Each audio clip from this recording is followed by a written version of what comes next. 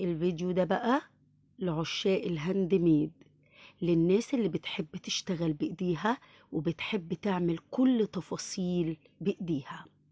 هعمل معاكي شنطة كلفتني 50 جنيه. أيوة، كلفتني 50 جنيه كمان بالإكسسوارات بتاعتها. هعملها معاكي من البداية للنهاية. شنطة حجمها كبير جدا. استخدمت من متر الجلد اللي كنت جايباه 1/4 متر فقط لا غير. جبت متر الجلد ب100، استخدمت ربعه. وزي ما انتي شايفة حجمها بيشيل حاجات قد ايه، ومميزة جدا وللناس اللي بتحب احجام الشنطة تكون كبيرة. في الفيديو ده هنتعلم كل التفاصيل والماتيريال والاسعار وكل حاجة حتى بالباترون. يلا نعمل الشنطة الجميلة دي ونشوف تفاصيلها. بصي كمان عايزة اوريكي انها بتتمسك بطريقتين. الطريقة الاولى في بداية الفيديو، ودي الطريقة التانية ليها شكل تاني مميز. هعلمك كل تكنيك وكل تفصيلة اشتغلت بيها، وهقولك على بعض الحاجات اللي تخلي بالك منها وانت شغالة، عشان الجلد ليه تفاصيل في شغله. وهنعملها بطريقة بسيطة جدا، حتى لو كنت مبتدئة هتعرفي تشتغليها معايا. يلا بينا. أول حاجة دي الجزء بتاع قفلة الشنطة. الجزء ده بتاع قفلة الشنطة مقاسه كام؟ مقاسه 25 في 10. 25 في 10. قصيت منها جزئين، وهبدأ دلوقتي أمكنها على المكنة وأقفلها. باتروني 25 في 10 ده غطا الشنطة الخارجي. همكن زي ما انت شايفة.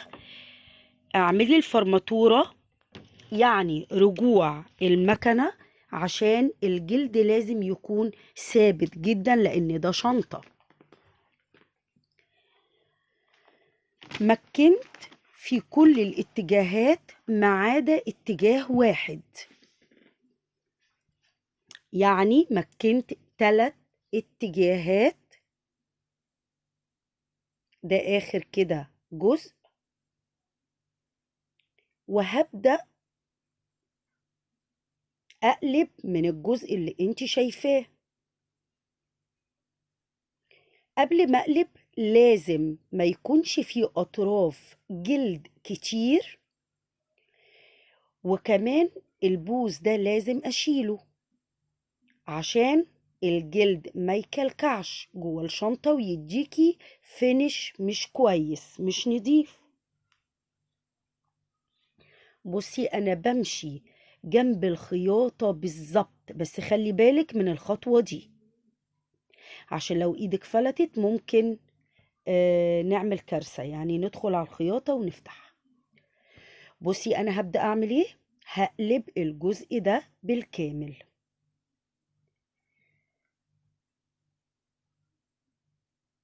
بشد جزء جزء، لان زي ما انتوا عارفين ان الجلد برضو بيكون قوي، مش زي الأقمشة العادية اللي بنفصل عليها الهدوم.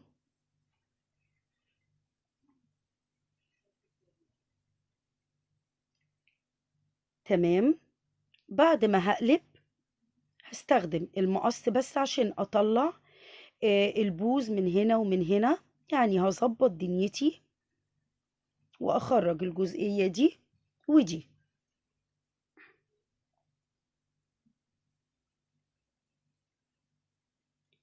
وبعدين من المفروض هعيد دور كمان على المكنة من على الأطراف في الكامل. أنا ماشية معاكي خطوة بخطوة، وصورت خطوة بخطوة عشان تبقي معايا في كل تفصيلة. مرضتش اقطع في الفيديو او اشيل منه اجزاء. زي ما انا اشتغلت بالظبط انا مطلعالك الصورة زي ما هي بكل تفاصيلها. انا كده قلبت خلاص، والجزء ده زي ما اتفقنا هو قفلة الشنطة. هبدأ اعمل ايه بقى؟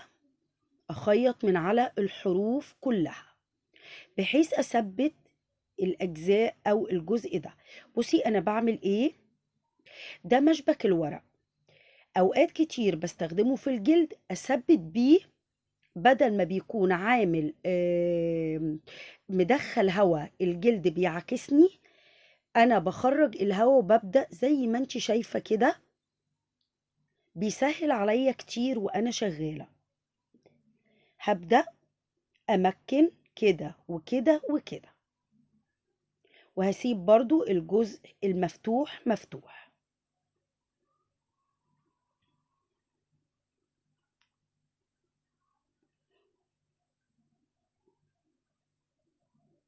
يلا بينا بنعمل الفرماتورة. ما تنسيش الفرماتورة اللي هي رجوع المكنة عشان تثبت لي الشغل دايما. زي ما انت شايفة امشي بالراحة في الجلد، ما تجريش زي ما بتجري في الأقمشة، لأن الجلد لو جريتي فيه اللي هيحصل إن هو هيعمل كشكشة لا يمكن تتداوى. فبتمشي بحذر وببطء عشان تخرجي الهواء من داخل الجزء اللي انت بتعمليه، وفي نفس الوقت يكون الشغل بتاعك متساوي كأنه بالظبط مكوي. اوكي،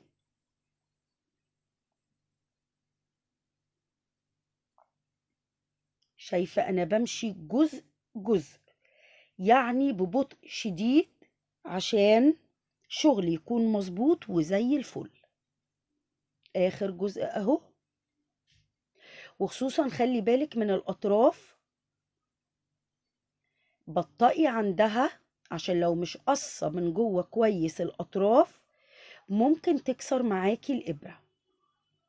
زي ما انت شايفة انا مستخدمة دواس الجلد، بيسهل عليا كتير. انا كده خلصت الجزئية دي، اشيلها. ده شكلها، ده الجزء الخارجي من الشنطة.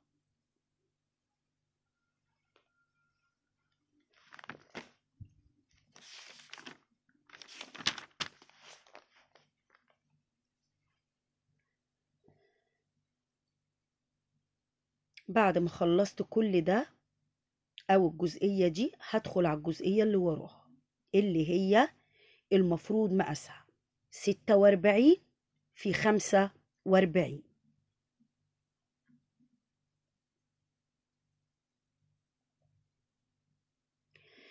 اللي انا حطيته ده اسمه بورو.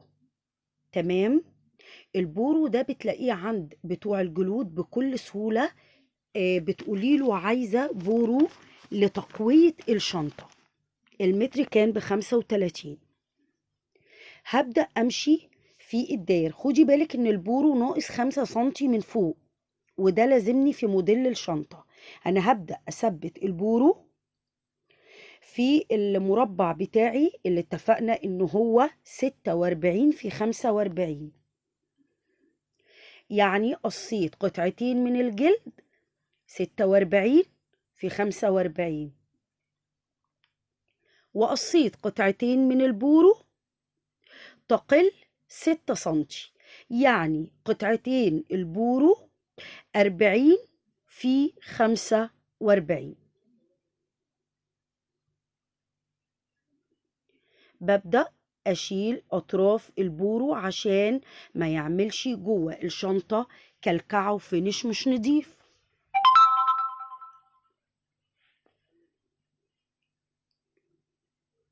كده خلصت الجزئية دي، هعمل الجزئية التانية زيها بالظبط اهو. تمام كده، ده طبعا امام وخلف الشنطة القطعتين دول. القطعة التانية اهي. وبرضو نضفتها وظبطتها. هبدأ أعمل إيه بقى؟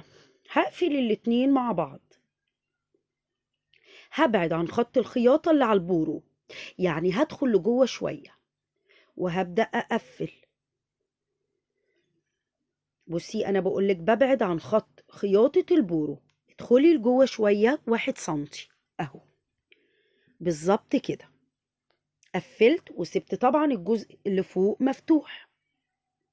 هبدأ برضو أشيل زياداتي، ودايما دايما نضفي شغلك وشيلي أي زيادات هتعوق معاكي وانتي بتقلبي الشنطة وهتعمل كلكع. أنا هرمي الأجزاء دي خلاص، وادي الكيرف أو المثلث ده بشيل طرفه. عملت هنا مربع 4 في 4 وهنا 4 في 4، وهبدأ أقصه بالمقص، يعني هفتح أسفل الشنطة.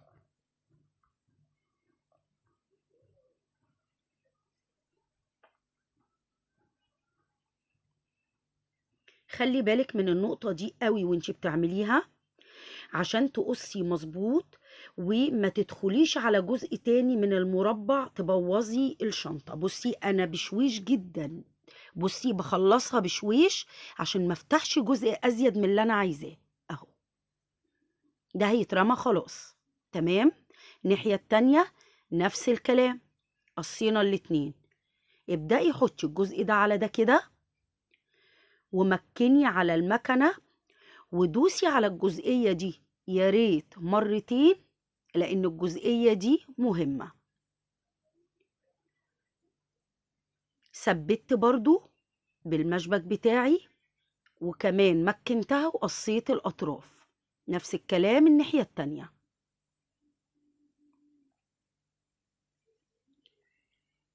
اقلبي بقى كده، تعالي نشوف احنا عملنا ايه. يلا بينا. شنطة فكرتها سهلة جدا جدا، حتى لو كان أول مرة بتعمليه الفكرة بتاعتها سهلة وبسيطة، والنتيجة زي ما انت شايفة أكتر من روعة. ده الشكل اللي أنا اشتغلته معاكي حالا. يلا بينا نشوف باقي أجزاء الشنطة.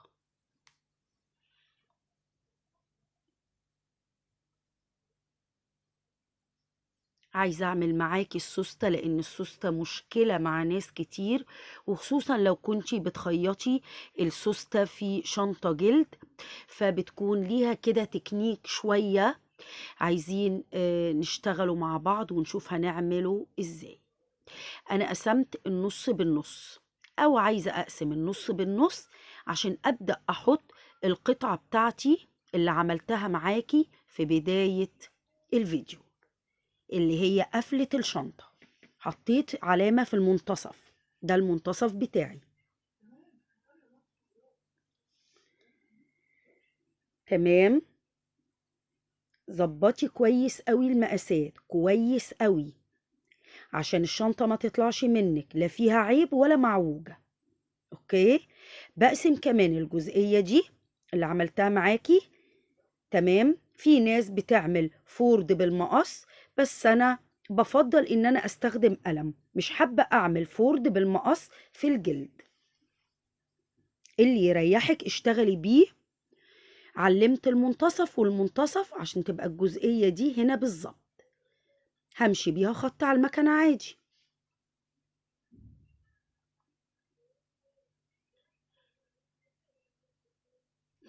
رجعت جزء فرماتورة، وفي بداية الشغل فرماتورة. هقلب وهبدأ أمكن مرة كمان. أشيل الأول، نضفي شغلك أول بأول. همشي خط كده لتثبيت الشغل. خلاص أهو، يبقى أنا ثبتت الجزئية دي كويس جدا. تمام كده. نيجي بقى للسوستة.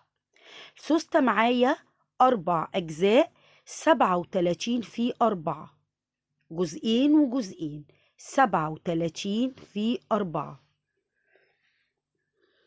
أبدأ معاكي شلت الجرار عشان اعرف امكن السوستة كويس.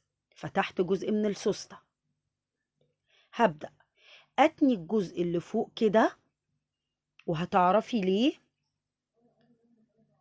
بصي انا عملت الجزئين زي ما انت شايفة بدبابيس، ثبتهم بس كده ايه، تثبيتة بسيطة. قلبت السوستة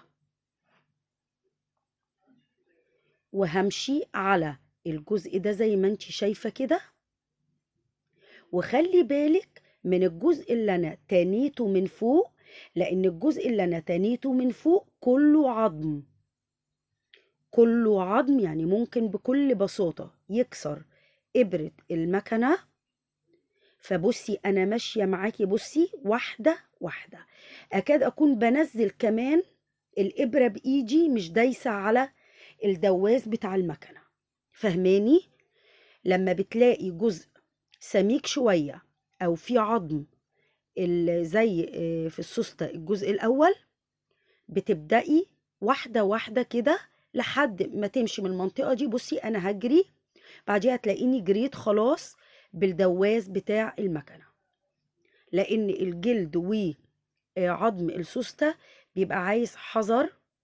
ثبت الجزء ده كويس، ثبتي الأجزاء الأولانية اللي أنا تنتها كويس جدا. هبدأ أظبط وهبدأ خلاص أجري بالمكنة كده. خلاص الجزء اللي هو كان فيه عظم أكتر عديناه. بصي أهو، أجي في حرف الجلد من تحت، اتنيلي حوالي 1 سنتي، تنيت الجلد نفسه ومشيت عليه تمام زي الفل.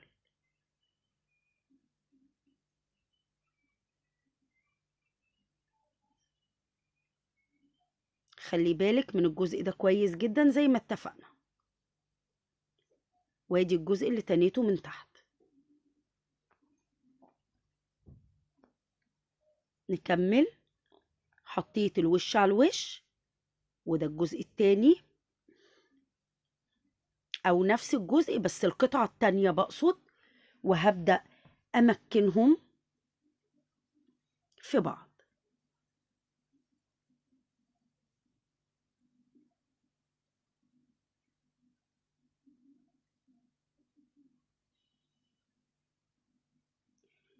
احذري منطقة عظم السوستة.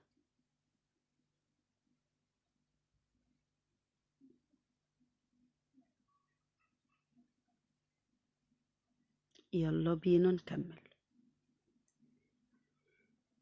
بشوف ان اهم حاجة في الشنطة هو تركيب السوستة او الفينش بتاع السوستة المظبوط، لانه بيطلع في الاخر شنطة بجد شغل عالي ومتميزة.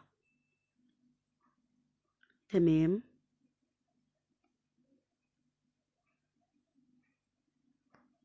انا السوستة من تحت، فانا برضو حذرة شوية. بصي لما هقلب، بصي انا عدلت كده الجزئين اهو، اهو جزئين الجلد مع جزء سوستة واحد اهو. هقفل، بشيل قبل ما اقفل، ما تنسيش التفاصيل دي مهمة جدا. بشيل اي زيادات في الجلد عشان اقفل الجزئين مع بعض ويكون شكلهم روعة.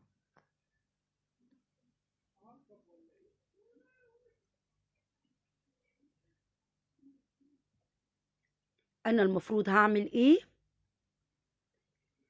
المفروض في الداير كله، المفروض ان انا همشي دور مكنة لتثبيت شغلي. في الداير كله هثبت الشغل باكمله كده. ثبته، هركب التانية او الجزء التاني زي ما ركبت دي بالظبط زيها. اوكي.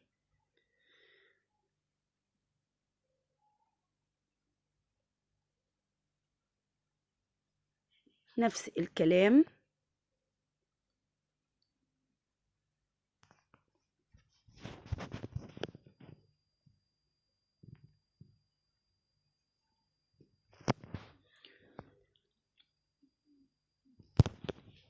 أهم حاجة تظبيط الشغل، وكمان حاجة مهمة جدا، الباترون قصيه مظبوط، ما يكونش حتة مايلة وحتة مش مظبوطة. خلي بالك وانتي بتقيسي مقاساتك، مقاسات الباترون، عشان في الآخر يديكي ناتج زي الفل. وانتي بتقيسي مقاسات الباترون ظبطي كل مقاساتك. انا كده خلصت السوستة بأكملها، من قدام ومن ورا شغل اهو زي الفل. خلاص كده. طيب انا كده خلصت المفروض المنطقة الاصعب في الشنطة بالنسبة لناس كتير. اللي فاضل حاجات بسيطة جدا. يلا بينا نشوف فاضل لنا ايه. هركب السوستة ازاي؟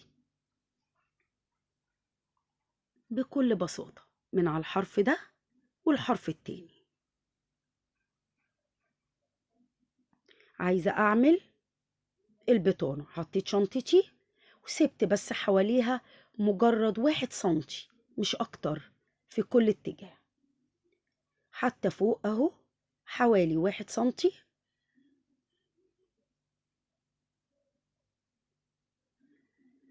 ما تزوديش عن كده عشان البطانة لما بتكبر بتكون جيفو في الشنطة، بتكون حاجة مش مظبوطة. بصي أنا هنا لقيتها كبيرة حبة، فرحت هقص حاجة بسيطة من الجزئية دي، لأن اتفقنا 1 سنتي في البطانة فقط،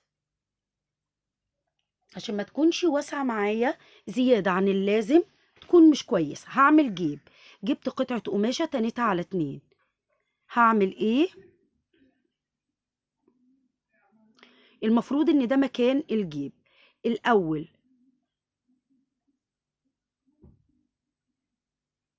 هقفل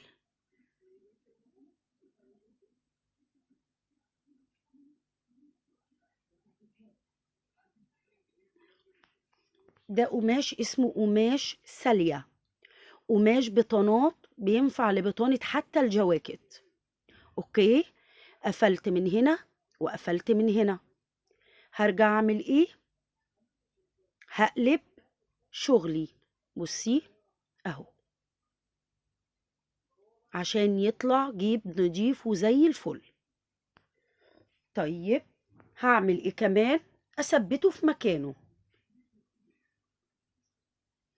وخياطة من هنا وخياطة من هنا،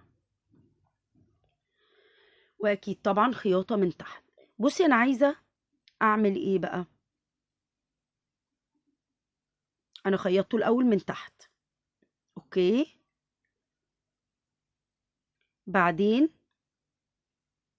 هعدله، اقص بس الفتلة واعدله كده، وهاخد من الجنب ده ومن الجنب ده كده، تركب بقى زي الفل. تمام، يعني انا قفلته الاول من الاسفل وبعدين عدلته لفوق ورجعت ظبطته من شمال ومن اليمين.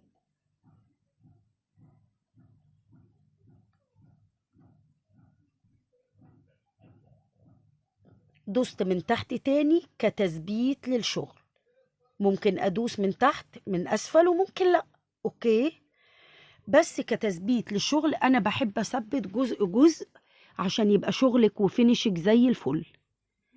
ادي كده انا عملت الجناب بتاعتي. بصي انا الجيب معايا كبير قوي، انا عايزه اقسمه 2 بحيث يبقى كأنه بالظبط جيبين، اوكي. فانا همشي خط في النص بس كده بالظبط، كأني قسمت الجزء ده عشان يبقى 2 جيب. تمام كده. كده انا خلصت جزئية البطانة. هحط الجزء ده على الجزء ده وابدأ اقفلها بالكامل. هعمل زي ما عملت بالظبط في الشنطة 4 في 4 من اسفل البطانة في الجزئين. عملت كده في الجزء ده والجزء ده معاه، وهبدأ اقفلها نفس التقفيل. كده قفلتها وسبت جزء من أسفل مفتوح. ركزي معايا، أسفل البطانة مفتوح، القاعدة بتاعتها. ليه؟ لأني هقلب منه الشنطة كلها. قفلت الجناب بس والقاعدة مفتوحة. هركب معاكي، هفتح الجزء ده بتاع القفل بتاعي. أنا معايا زرادية، افتحيه بأي حاجة، إن شاء الله بكماشة، بمفك، أي حاجة، مفيش مشكلة هتعطلك. تمام. فتحتها وهبدأ أدخلها في المكان بتاعها اللي هو قفلة الشنطة. ما دخلتش، عايزة اتفتح أكتر. تمام. ثبتها في مكانها. ليه بقى؟ عشان أنا عايزة أعمل علامة إن أنا هقص الجزء اللي في النص، فعلمت علامة بالقلم بتاعي أهو. بصي، هبدأ أقص بحذر شديد، أفتح جزئية العلامة. نخلي بالنا عشان احنا مشطبين، احنا كده خلاص بنحط الاكسسوارات بتاعتنا، فأكيد الغلطة في التوقيت ده بتكون صعبة جدا. يعني خليكي حذرة وانتي بتفتحي الأجزاء دي عشان تركبي الاكسسوارات.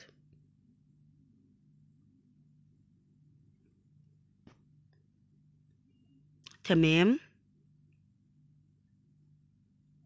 لقيتها أضيق. بصي أنا ماشية معاكي خطوة بخطوة، مش عايزة أفصل عشان تشوفيني. حتى وأنا عملتها ضيقة برجع أفتحها.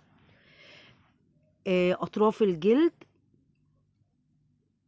بسيحه حاجة بسيطة. على فكرة الجلد ده سكاي، مش جلد طبيعي وعادي جدا، بس نوعه كويس. تمام كده. اوكي، كده انا دخلتها مكانها. بديها بس دقتين على اساس هي بتشبك بالمنظر ده او بتجمد بالشكل ده. يعني جواها زي سنان، لما بتدقي عليها بتشبك في الجلد اكتر. اوكي، كده الجزئية دي تمام. انا كده فاضل لي حاجات بسيطة جدا. خلاص، يعني انا كده بركب معاكي الاكسسوارات وخلاص. انا كده فينش الشنطة. الجزء التاني اهو، علمت وهي مقفولة مكانه. انا شايفة مكانه بس اللون مش باين معاكو قوي عشان غامق. ببدأ افتحه بأي حاجة عشان ادخل الجزء اللي باقي، وخلاص على كده. بس وانتي بتدخلي الحاجات دي اضغطي عليها بزرادية، اضغطي عليها بنز مثلا عشان ما تتفكش منك بسهولة. خدي بالك انا ركبت الاكسسوارات وانا لسه ما حطيتش البطانة عشان ابقى براحتي جدا. والبورو من الحاجات الرائعة اللي بتمسك في الاكسسوارات. يعني شايفة الاجزاء دي بتحسيها ثبتت جامد لان البورو نفسه. بأكد على شغلي. تمام، كله تمام. طيب انا كده اللي فاضل لي البطانة. بصي بظبط.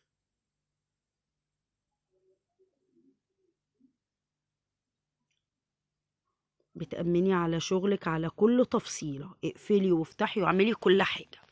انا كده هركب الحلقات اللي علق فيها ايادي الشنط اللي هي السلاسل. قست الاول 5 من هنا و5 من هنا، وبعدين انا بشف الناحية التانية اهي. الناحية التانية برضو بالمقص بتاعي بشويش جدا. بصي فرد، وببدأ بحرف المقص افتح اجزاء بسيطة جدا. ممكن تستخدمي قطر لو انتي ايدك اخدة على القطر. انا الحقيقة اخدة على المقص اكتر فبتعامل بيه. اوكي، الحلقات دي يا جماعة اهي بتتفك ليها جزئين. بصي انا اهو جزء بيركب في الدايرة اللي انا فتحتها، وجزء تاني بيتحط عليه كأنه القفل بتاعه يعني. اوكي اهو، بحط الجزء ده وببدأ بإيدي أو بأي حاجة بالزرادية أبدأ أقفل وأضغط. اضغطي على اكسسوارات الشنطة يا جماعة عشان يبقى الفينش بتاعك مظبوط وشغلك زي الفل. بعمل كده أربع فتحات أو 4 أجزاء. برضو لو في حاجات فاضلة من الجلد بحرقها بالمنظر ده وخلاص. تمام كده، ركبت خلاص ايد الشنطة. انا جايبة متر، هحط هنا نص والناحية التانية نص متر طبعا، ومتر حلو جدا جدا للشنطة زي الفل اهو. كده انا خلصت كل حاجتي وكل اكسسواراتي ومفيش اي حاجة تاني تتعمل غير تركيب البطانة. هعمل ايه؟ انا هقلب الشنطة. خدي بالك من تركيب البطانة، مهم جدا. برضو تركيب البطانة ليه تكنيك لازم تتعلميه عشان تبقي بتشتغلي صح. انا قلبت شنطتي كلها، دخلت كل تفاصيلي جوه بالمنظر ده. بصي البطانة بتاعتي اهي تمام، معدولة. البطانة معدولة اهي، الجيوب زي ما هي كده معدولة. هدخلها جوه الشنطة وهبدأ من على حروفها، حروف الشنطة اهو، همشي في الداير كله خياطة على المكنة. تقدري تعمليها بدبابيس قبل ما تقعدي على المكنة او تثبتيها بأي حاجة. انا كده خلصت. هبدأ اقلب الشنطة من فتحة القاعدة اللي قلتلك عليها اهي مرة كمان. اطلع شنطتي كلها من القاعدة بالشكل ده. لو عجبتكم